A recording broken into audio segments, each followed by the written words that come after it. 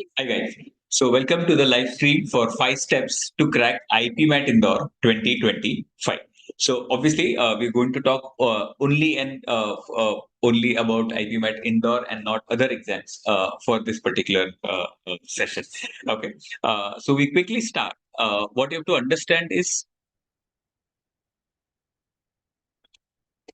So what you need to understand is, or rather, what you need to definitely know is that the Indore dates, you should be knowing most of the state board exams and the CBSE board exam dates are also out. So since we know the exact dates, the planning really needs to start about how much time from now on you want to dedicate to your board exams and how much time you want to dedicate to your IPMAT Indore a prep. So I would say you guys roughly have 6 months in your hand, and these 6 months are going to contain the Indore actual exam also and your board exams also, which are going to be very important for the next 6 months. So ensure that you plan properly. You divide your time very wisely between your board exams and your IPMAT Indore prep. So step one, you need to understand the paper pattern and the cutoffs. Just the basics to quickly get out of our way. It has 3 sections: short answer section, MCQ section, and VA section. Short answer has 15 questions, MCQ has 30 questions, and VA verbal ability has 45 questions. So this also comes as a surprise to quite a few people when you understand that there is no logic in IPMAT. There are 2 sections of quant and 1 section of verbal. Logic, there are, I think, around 3-4 questions or 5 questions are asked since the last 2 years in the MCQ section, which is one small set, but not like a proper section as such. Okay.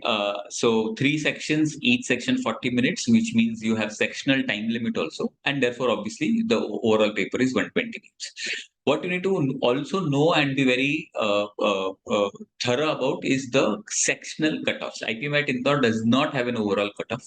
It has sectional cutoffs, which means the immediate repercussion of this is that you cannot be pathetic at one section and you cannot be a superstar or a stud in some other section. You will need to be at least average or slightly above average in all the 3 sections. Okay.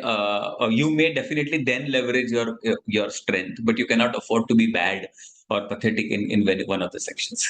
Okay. So get that thing very clear. So I'm sure a lot of you feel that verbal is your strong suit.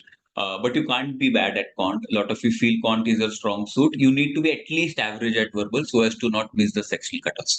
Okay, so we go to the sectional cutoffs. So if you see, this graph shows the year-wise cutoffs. If you look at 2024 and 2023, verbal cutoffs definitely have been on the higher side. Okay, one between 100 and 120 is verbal cutoff, which means anywhere around 30-35 questions you are expected to attempt with at least 85% or 90% accuracy.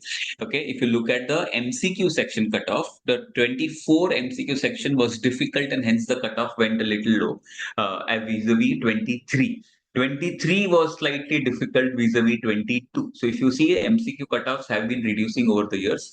This is not a pattern that I'm trying to establish, and I'm not telling you MCQ is going to be difficult for sure in 2025 also, but we need to be prepared for it. Okay.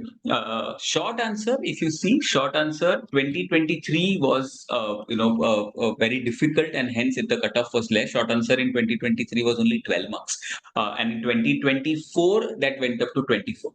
Okay, so all the cutoff almost doubled because the section was easy. So 24 was a flip of 23 when it came to MCQ and essay section. So point is that we don't have to go with any pre-thought strategy or pre-thought number of attempts. We will have to take it by the go. When you're sitting in that exam hall. So yeah, that's the cutoff. That's the step one.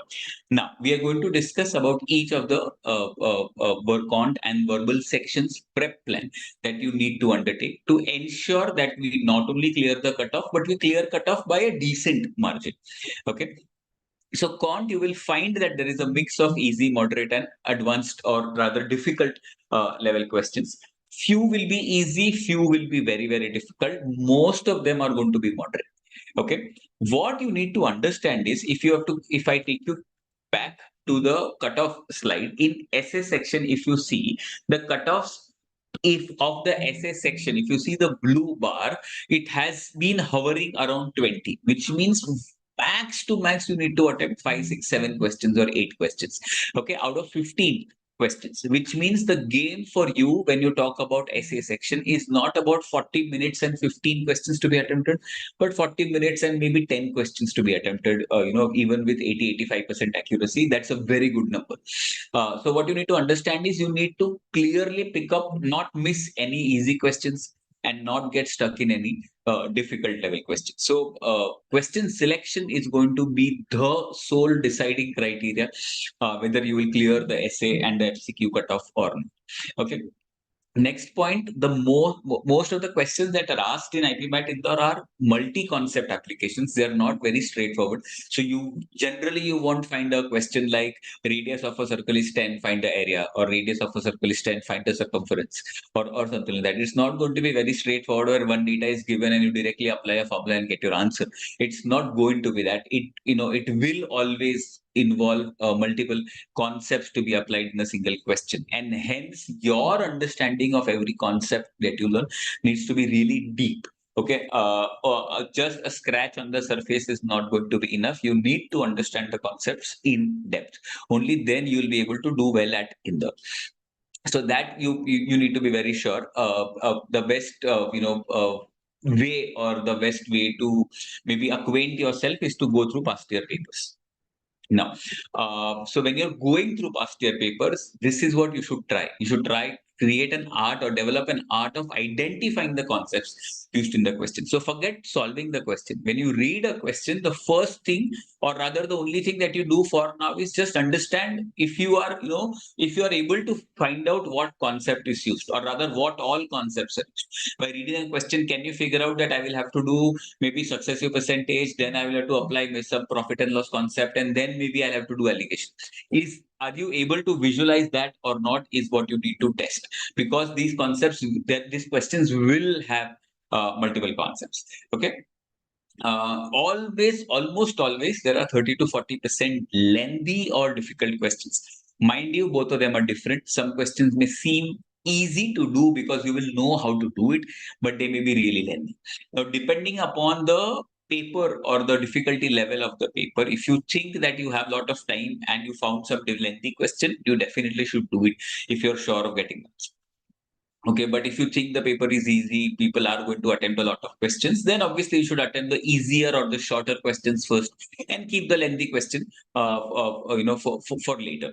Difficult questions, definitely you need to leave them alone. There will be a few difficult questions. If IPMAT Indore wants to test you whether you are able to identify that and leave them alone or not. Okay, so coming from board 12th board mentality, students and the parents even, they get really surprised when I tell them that you don't really have to attempt the entire paper. You have to leave the questions. You have to select only a few questions and do that. You don't have to do the whole paper, etc., etc. But yeah, that is what is tested, and that is what you need to be good at. That is what you need to develop your skill at. It is not like board exam where you just blindly keep attempting every question after the other. Here you will have to exercise your discretion of whether you want to attempt a question or not, or rather whether you can attempt a question or not. Now, this is what I was trying to tell you. You need to develop the art of leaving questions. It is something that is very counterintuitive for a 12th standard board student. When I tell them that you have to leave the question, but yes, that is what is expected, and that is what is going to be tested also. Okay, so that here you need to be really, really good at, and you will require continuous practice also for that. Okay, so whenever you, from now on till the actual exam, whenever you are doing mocks, you are doing questions, always you have to, when you read a question, first thing you need to understand is what concept is the question testing, to what depth is the question testing the concept, whether you are able to visualize the path to the solution or not. That is what will decide whether you should or want to attempt the question then and there or not. We will talk about a little detail of if question selection in a while. Okay, so I'm going to come back to it. And next very important point is you need to practice multiple choice questions as well as short answer type questions while preparing. Now, this is very important. A lot of students come back to me, when in most of the questions where they want to plug in the options, where they want to work with the options. In an MCQ section, it is this approach may work, but there is one full section of 15 questions where there are no options. You just need to type an answer. Okay. So there you need to actually understand the question and solve it from question to answer. You can't go from answer back to the question as you can when the options are given. That's the first thing. Second, the other very obvious trap is students feel that they need to attempt all questions in essay because there is no negative. If you are even decently good at maths, you need to calculate what is the probability of getting an answer right when you want to type it in a text box and when there are infinite possibilities. Okay, so there is only one right answer and there are all infinite wrong answers. So the probability of you getting a right answer just by bluffing or just by randomly typing something is zero, almost equal to zero. So don't get into that trap. Don't get into the trap of attempting all 15 questions, because then you will give time to those 15 questions, which is what I have an issue with. You need to give time only to those 5, 7, 8 selected questions in essay and put all your energy in that so that you get all of them correct. Okay, don't put yourself under the pressure of attempting all the questions randomly. Okay, so MCQ and short answer sections, they require separate kind of preparation. So, I would really advise that you do that and you do that well. Now, topics that will help you clear your cutoffs. These are the topics that if you are decently good at, if you have your hold on these topics, they will help you get to the first 3, 4, 5 attempts in both the sections, essay and MCQ. Okay, so arithmetic is pretty important when it comes to in the SICI, profit loss ratio, averages, time, speed, time and work. Even basic percentage questions do come at times. So you need to be very, very thorough with arithmetic. Numbers, so questions like questions on HCF, LCM, a few questions here and there on remainders, maybe on divisibility. So those questions do come in the actual paper. Linear quadratic has been an important topic over the years. You will find at least 1 or 2 questions every year on the application of linear quadratic, not directly forming an equation and solving like you may have done in your 10th grade. And DI and LR. So as I told you earlier, there is one set generally that comes at the end of MCQ section, five questions of either a DI or a LR section. Generally, it is on the easier side, so that is a must do a set. Okay, so these topics, if you just do these topics, as I told you, you will be able to attempt at least maybe 30-40% of the questions in both the sections. So you have a very good chance of just about clearing the cutoff. I'm not saying that you will surely clear the cutoff, just about there. Okay. These set of topics that you're seeing on the right hand side of your screen are topics though that is going to take you into the next league. Okay. When I talk about clearing the cutoffs, it is not about just clearing the cutoffs, it's about clearing the cutoff by a good margin also. Okay, so that margin you will be able to develop between you and others, or that edge between you and others, by the topics on your right hand side. Topics on the right hand side, the moment you read, you understand that they are difficult, and precisely that, because of that, they are the difference makers. They are the ones who will create a difference between you and everybody else, because most of the students are not going to do these topics. Matrices, determinants, almost every paper you will see 2-3 questions. Functions and graphs, almost every paper 2-3 questions. Log, every paper is present. Binomial theorem, permutation, combination, probability. Every single Indore paper that you pick up, you will find 2 to 4 questions, 5 questions even from these topics. So if you are able to attempt even the easier questions of these topics, it will still do. You don't really need to be a stud at maybe matrices and determinants and be able to solve even an IIT JEE level question. That's all right. That level of expertise is not expected. But you cannot not do a question simply because the question is from a matrices chapter or from a trig chapter or from a log chapter. Okay, so all the chapters that I've listed on the right hand side, you need to be thorough with at least the basics, at least the moderate level questions. Difficult level questions you don't need to solve anyway. So between easy and moderate of each of these chapters, if you develop even that much of comfort with these chapters, I think you should be able to do really well in both the sections. Okay, so understand the split of the topics very, very well, and prepare yourself also very, very well. Now, one thing that you must have observed is geometry is something that we have not listed here. In the at least in the last 3 years, we haven't seen a lot of geometry questions. Coordinate geometry is definitely asked, but not a lot of questions on circles, quadrilaterals, or something like that. You may just want to, do the basics and quickly come out of geometry. May not want to spend a lot of time in geometry. But arithmetic, numbers, very, very important. Algebra, like linear, quadratic, or functions, graphs, logs, is going to be very, very important. So as far as possible, try to do the questions from the right hand side list. Left hand side is a must do. Right hand side is a good to have. Okay, the more you do on the right hand side, the more your probability of clearing that cutoff very, very easily. You won't really have a tough time, or you won't be on the bottom, and that's going to help you with your final selection also. Okay, so I hope this is clear for the QA thing. Now, as we were talking earlier, I want to discuss this in a little detail about the art of leaving questions. First and foremost, you have to be mentally okay. You have to be mentally accepting that I will not be able to solve the whole paper. I need not solve the whole paper. I have to select questions. And believe me, it is more difficult than it looks like. When I first tell students that you don't have to attempt 100% of the paper, the first reaction is that there is a smile on their face. Oh, great. Okay, so now we need to attempt only so many questions out of. So, for example, if I talk about con, out of 15, you attempt 5, 6 questions. Out of 30, you attempt maybe 10, 12 questions. So roughly around 20 to 22 questions out of 45 questions in con, and you will be easily be able to clear the cutoff. So if you understand what I'm trying to tell you, you know you don't need to attempt more than 50% of the paper in quant, and you will still be able to cross the cutoff by a mile. Okay, so students' immediate reaction is a smile. Ki, oh, great! This is good news. But believe me, it is a little more trickier than that, because they want you to exercise your discretion. They want you to read a question and understand whether you'll be able to solve it or not in that time frame. So time here plays a crucial role. If you keep getting stuck in wrong questions, in difficult questions, you will waste your time, and you will ultimately hamper your questions that you want to attempt. Okay, so art of leaving is something that you are not used to.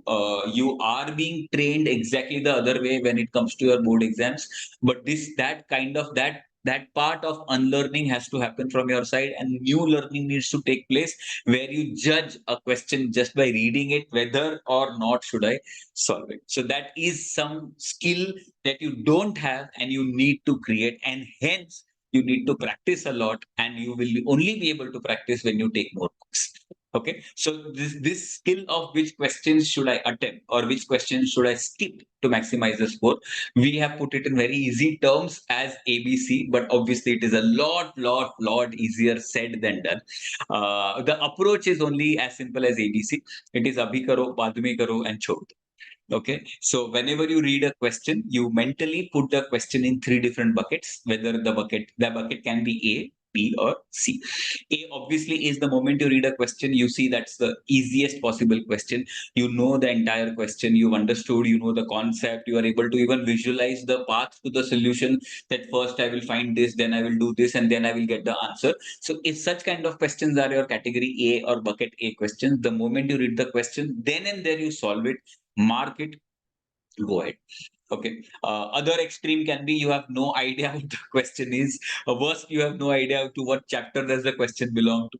So then obviously you will not try anything, study in your exam, and that will be a category C for you. So you don't bother about those questions, and you don't come back to the question ever. Okay. Then there can be some questions which are moderate level questions, where you think you know the concept, or where you think that yes, I know what this question will involve, and I know the solution, but I'll have to actually do it. I'm not able to visualize it. So somewhere between A and C are B level questions. So when you're going through the section, so for example, let's say you're starting your essay section in the paper or even in the mock. First, the moment you start and you read the first question, you immediately in your head put categorize it as A, B, or C. If it is A, you do it then and there. If it is C, you mark it and you go ahead. And if it is B, you just make a note on your paper that question 1 is category B. Then you go to question 2, repeat the same exercise of categorizing it as A, B, C. A, again, solve it immediately. B, we will come back. C, we will never come back. Okay, do that for all the 15 questions. My estimate is that this should take you not more than 15 minutes. And in those 15 minutes of going through all the questions, you may have solved at least 2, 3, 4 questions, which you thought are very simple. Okay, so at the end of 15 minutes, you must have solved 3, 4 questions and you must have already categorized B and C. So obviously, then you directly go to question of the type B. You still have a good 20 minutes, 25 minutes with you in your hand, and you just need to solve another 3 to 4 to 5 questions in the next 20, 25 minutes to ensure that you clear your cutoff. Okay, so you will be able to do a similar exercise in your MCQ section also. But it won't happen on one fine day. It won't happen directly in the exam.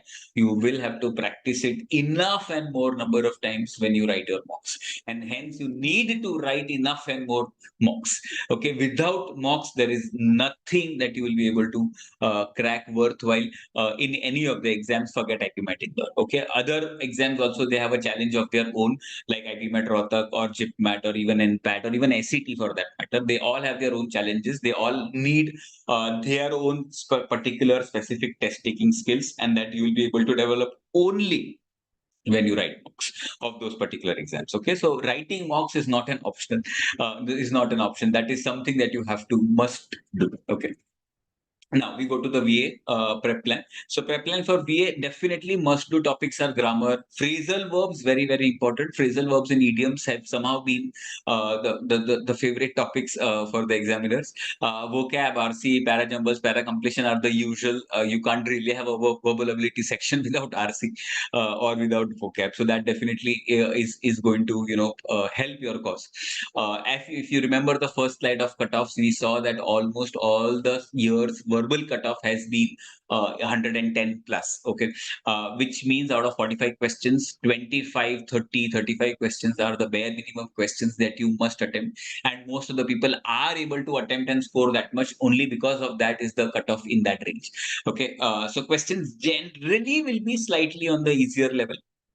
But because the cutoffs are so high, the challenge is not less. And what you also need to understand is when you come to the verbal section in the actual exam, it is a third section, which means after 40 minutes of essay and 40 minutes of MCQ, when you have fought and fought and fought with maths for 80 long minutes, after that on the 81st minute, verbal section starts and you cannot afford to relax because you need to be really quick, accurate.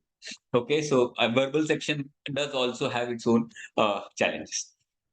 Other important topics, advanced para jumbles, difficult type of para jumbles, difficult type of para completion is what you must ensure so that you are able to attempt questions to the tune of maybe 40, 42 even. Okay. Verbal section is generally the game changer. We have seen a lot of students missing the sectional cutoff of verbal, but clearing sectional cutoffs of quant, which is a tragedy because they always felt quant is their weaker suit. Okay, but because the cutoffs are so low in quant, a lot of students are able to manage to clear the cutoff. But for workers, it is a high scoring section as we saw, and it does test your speed and accuracy both. Essay is testing you only on your accuracy. MCQ is testing more on your accuracy, less on your speed. Verbal is testing you more on your speed and accuracy both. Obviously, speed at the cost of accuracy is the most useless thing ever. You're not going to gain anything out of it. Okay, so verbally, you need to be quick and you need to be correct almost every single time. So even though you think right now that verbal is a strong suit or verbal is easy, the challenge of the verbal section is very different, and you need to be prepared accordingly for the VA section also. Okay, so we complete step 3, prep plan. Now we go to the overall prep plan of how are you supposed to go about for the whole thing. Now, for each of the sections, quant and verbal, focus on the area which are more relevant from Indore perspective. So there may be a few areas like we talked about geometry. Now, geometry is not like geometry as in maybe circles, lines, triangles, or quadrilaterals.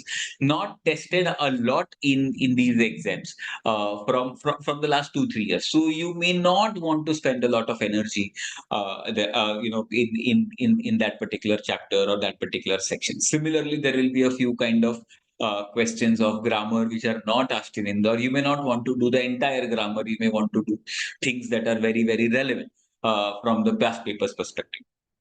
Very important is this ideal order of learning which we want to you guys to follow religiously. Okay. First is that you do the concepts, which does generally happens in the class when you attend the lecture. You then solve the class exercise inside the class. You go home and solve the practice exercise. The practice exercise questions are created in a way that are replica of class exercise questions, similar type, slightly difficult than class exercise, so you are able to up your level a little. Then you do the topic level tests, which are called as benchmarking tests on your IMS portal. And then you go to sim tests. Now, sim test, remember, very, very important. If you are an IPMAT Indore student, and if you know the if you finish 2 modules, 3 modules from your IMS courseware, let sim IPMAT Indore not be, I repeat, let sim IPMAT Indore mock not be your first mock that you ever attempt. We have 5 sim IPM BBA mocks, which are general mocks. I would strongly advise that you should start your test taking by sim IPM BBA mocks. It is for that very purpose that you ease into the test taking. The very first mock, if it is Indore, it is going to shatter your confidence, and you might as well start thinking about alternate options. So that is not what we want to happen to you, because then all the challenges come together. See, IPMAT Indore is a difficult paper, all said and done, which means the questions by themselves are only difficult. Now, in a difficult paper, if you're also struggling to concentrate for 2 hours, if you're struggling to be away from your phone for 2 hours, if you get mentally tired, or if you don't know, if you don't know your concepts and all of that, so all those basics, you don't need to have an Indore mock for it. Those basics can get out of your way from CIM, IPM, BPM mocks. And we have 5 of those. So the first point of having your physical endurance, being able to sit for 2 hours in one place, is a challenge. Not being mentally tired for 2 hours and continuously using your brain is another challenge. And you will be able to develop this in the SIM IPM BPM. So when after taking 5 SIM IPM BPM mocks, when you come to the first Indore mock, these things are not your problem anymore.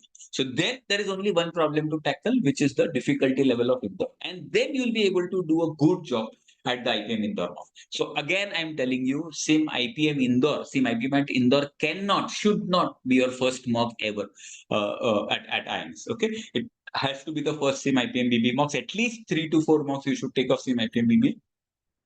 Then expose yourself, subject yourself to SIM IPMAT Indore. Okay, so that's how you should be able to ease into the mocks of CMIP Income. But yes, remember the sequence. You need to start solving from the class exercise first, then go to practice exercise, then do the benchmarking test, and then come to the full length exams.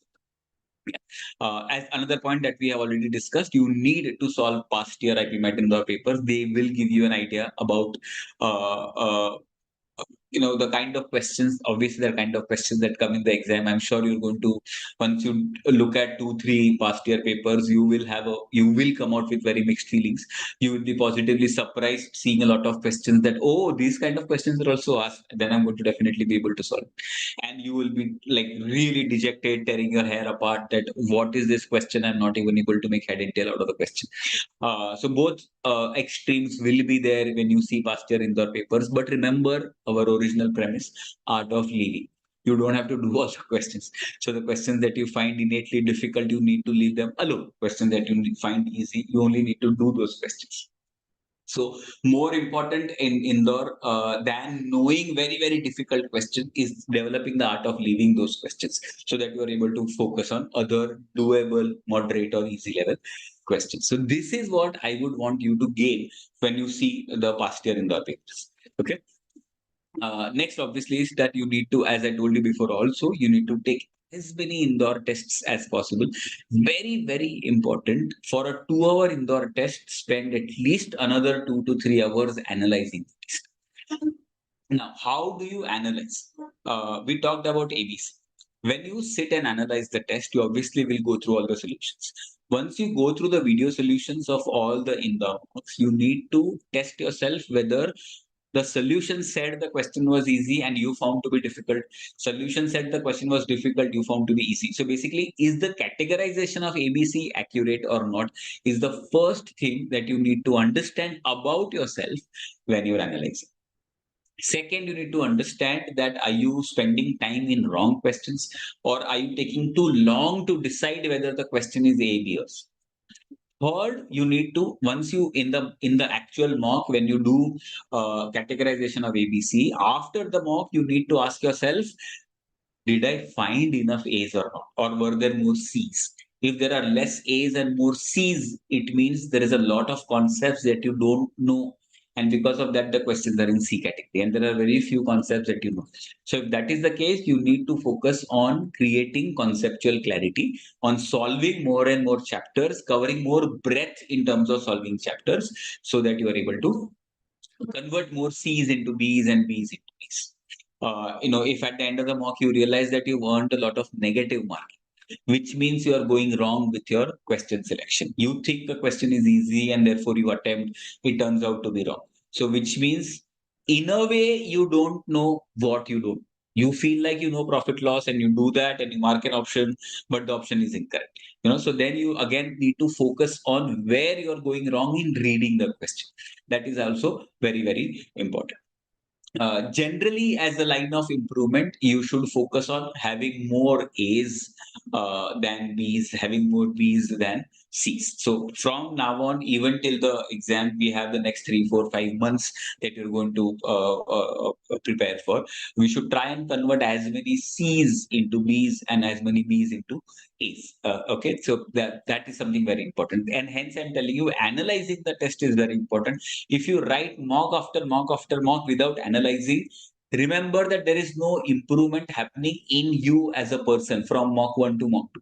And if there is no improvement happening, the input to the mock is same, you. Then don't expect the output to change. You are going to be at the same level. You're not going to be any better. Okay. So for the output to change, for the output to be better, input needs to be better. So that will only come when you analyze the test in detail. Okay. It's all right if you don't take all the possible indoor tests. It's all right if you take 2 tests less of IPMAT Indore, but it is not all right at all if you don't analyze the test, because otherwise you will never realize what is going right for you, what is going wrong for you. So when you analyze this data, is insight about yourself is very important, because if you don't know what is going right for you, you won't be able to leverage in the exam. You don't know what is going wrong for you, you won't be able to avoid that in the exam also. And both of them are equally important. So both of these insights about yourself is something that you need to be very, very clear about. Okay. Identify advanced concepts covered in IPMAT and practice. Now, this is something when the basics are out of the way. Whatever I've told you, you've done all the class exercise, practice exercise, you've done a few CMIP BPAs, you've done a few 4, 5 indoor mocks. After that, you need to do this exercise. Okay, so once you know that your scores are stabilized in a certain range and you are broadly clearing the sectional cutoffs of each of the mocks, that is when you are ready to go to the next level. Next level is where you figure out that in each section, essay, MCQ, verbal, what is the advanced level things, what are the C's that I'm not able to solve, and let me try and learn those and possibly convert them into B's in my exam. Okay, so this step obviously will come not before I think you've written at least 5 indoor mocks. 5 indoor mocks is not before you've written at least 3 CMIP. Okay, so only after this bare minimum of 8 mocks you should bother about this last step. Otherwise, we are not yet ready to go to the last step, is what you have to be cognizant about. Okay, so that's your overall preparation plan, which is step 4. And okay, there's one more point, sorry. Attend IPM Indore master classes for advanced tricks and tips. This is something very important. Master classes we are going to start after your board exams in the month of March and April. So make sure that you attend, because these classes have the advanced level questions, advanced level tricks that we teach. But again, that is when you have gotten the basics out of your way, when you have done enough solving, when you have taken enough mocks. After that, you're ready for masterclass. If you have not completed solving of the material, remember that you're not ready for masterclass. You might as well put your time in solving the material, solving class, solving practice exercises, solving the mocks, rather than wasting your time attending masterclasses. Masterclasses will be of no good to you if you are not done with these basics. Okay. So keep that as a target for yourself, that before the masterclasses start, you should be ready for attending the masterclass. Yeah. Now we go to the last step of overall test taking strategy. Now, for QA sections, definitely leaving questions is more important than doing questions. As you saw, we need to leave equal number of questions as we need to attempt. So ABC is definitely must. VA is after the two sections, the two battles of quant are over. Then comes the third battle of VA. So that will have its own challenge. As I discussed, you need to attempt 50% questions. You if you're just about starting mocks, you can target even only 40% of the questions, 50% of the questions in the section. That also is more than enough. But if you're able to do that, excellent. In the QA sections. VA, the challenge is different. So VA, you should directly start with at least 80% attempt. So at least 30 questions you should be able to attempt, 30-35 questions with some negative marking and not 100% accuracy. Okay. Solve at least 10-15 indoor mock tests and try different strategies. Very, very, very important. As I told you, when you write mocks and when you analyze, you will develop a lot of insights about yourself. You will know what works for you, what does not work for you. You will know whether you're attempting more than you should. You will know whether you're attempting less than you should. You will know whether there are more A's, more B's, more C's for you personally. So all of these insights you will be able to generate about yourself only when you do enough mocks. And if you've created these insights are going to help you in the actual exam also. So in the actual exam, when you go and you know that in all the 15 mocks, I have never even got one time question on SICI right. More often than not, you will not be able to get it right in the actual exam also. But for that, you need to have that insight. Okay. So therefore, I'm saying that you need to try all the different possible strategies in the mocks. Try experiment as much as you can. Play as many different strategies as you can in all the mocks and see what is working for you, and then continue that strategy for another 2-3 mocks to stabilize that strategy. Don't directly go to the exam blind, folded, or without any strategy in mind. Otherwise, it's going to be very, very tricky. It's a pure stroke of luck and not really a game of skill. Okay. As I've told you before, analysis is the key. As much as you attempt the paper, as much as you put time in attempting the paper, I think you should put more time in analyzing the paper, because that is where the learning will happen. Paper is only testing, but the learning will happen in analysis. And in analysis, the learning should be twofold. Concept learning also, when you see and look at the video solutions, you should in fact go through all the video solutions for better methods, faster shortcuts, and of those things. But the test taking strategies is also something that you need to focus on when you are analyzing. So that test taking learning is also very important. Concept learning is also very important. Okay. So so analysis is very, very important. As I told you, I'm repeating again. It's okay if you write 2 mocks, 3 mocks less, but it won't be okay if you do not analyze your mocks. So that's the overall test taking strategy. And yeah, that's the 5 steps. Step number 1 was that you know your paper pattern and cutoffs. Step number 2 was the QA prep plan. Step number 3 was the VA prep plan. Step number 4 was the overall prep plan. And step number 5 was the test taking strategy. Okay, so I hope all these things, all the 5 steps are clear. If you have any questions, you can quickly type in on your YouTube, and I will answer that. And if we do not have any questions, we can end the session. Okay, I don't think I'm not able to see any questions in the chat box. So I think you don't really have any questions. So either I've been very, very clear in communicating, or I don't know how much of it has landed on you, but but wish you all the best. You can definitely connect with us whenever you have any questions. It's not that you just need to answer or rather ask the questions right away. So all the very best. Okay, now I see one question. Sir, I recently joined IMS. How much time should I devote to IPM prep along with the boards? Very good question, Pari. How much time should I devote to IPM along with boards? If you've recently joined, I fear you will have to devote enough more time. I think at least 25 hours per week is nothing less than that, because you need to do a lot of solving, and you need to be in touch. For people who have been with us since a long term, since 5 months, 6 months, whose syllabus is over, you need to devote at least 6 to 8 hours a week. 6 to 8 hours a week, I'm saying. So just to stay in touch with whatever is happening, and not directly or not completely switch off from IMS to, or rather the IPM prep mode to boards mode. But Pari, if you've joined recently, nothing short of 25 hours per week will do. Because IPM is IPM, Indore is Indore. They are not going to relax. So that is what is required. Yes. And focus on as many mocks as you can.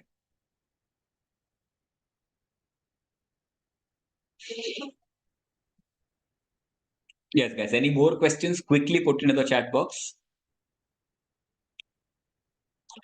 Okay, I don't think I'm seeing any questions. So yes, we can end it here. All the very best and do really well. Do justice to your board exams also. Do justice to the IPM prep also.